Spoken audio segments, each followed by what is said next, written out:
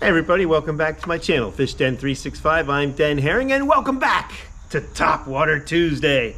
Today we have a bait that I bought when I was down in Florida all the way back in April visiting my sister. Finally getting a chance to review it today. It's called the Surreel Captivate series bait here. It's called the Surreel and it's by fishsurreel.com. That's their website, fishsurreel.com.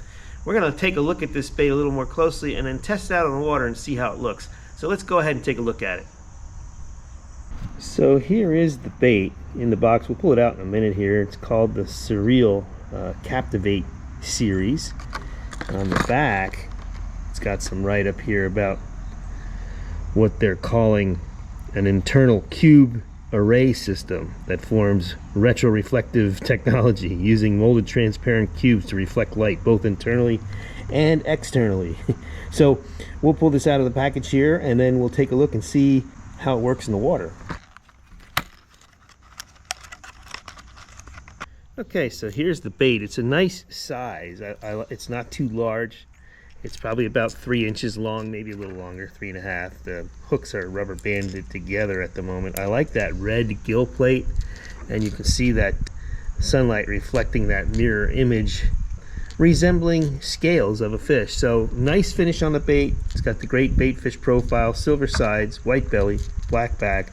Let's put it on the rod and check it out on the water. All right, we're at our little test pond here. Let's see first, how does it sit on the water like we always do for top waters? Let's see the attitude of the bait.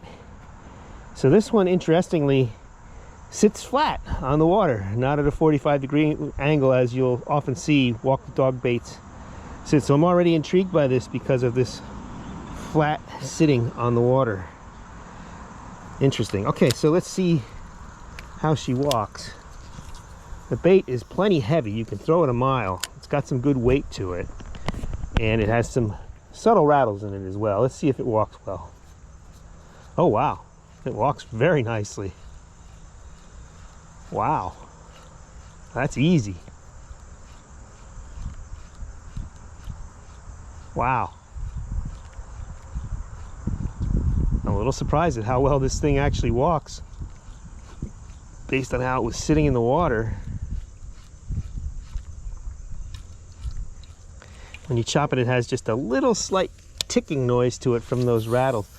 Let's fish it a couple different ways here. We'll try it 1, 2, 3 and stop. 1, 2. 1, 2, 3. 1, 2. 1. So every time you tip that rod downward, you get that walking motion out of the bait. Very nice. I'm impressed with this thing so far. Okay, so you can see we're walking it at a moderate pace here. We go slow. Can let it glide a little bit more, like it's hurt. And then let's see how it operates, how it works when we go at a higher speed. We'll let those ripples subside a little bit and then we'll take off with it. Ooh, I like that. So panicking, you can get a nice panic out of the bait. And it doesn't stop walking. I mean, even at a high speed. Now that was a panic retrieve. Let's just go with a little less speed. See how it works. So you can see we have a nice walk here too. And let's go back to that panic retrieve just to get a better look at that.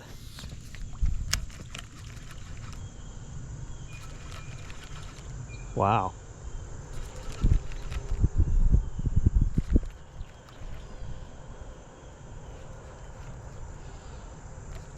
Wow.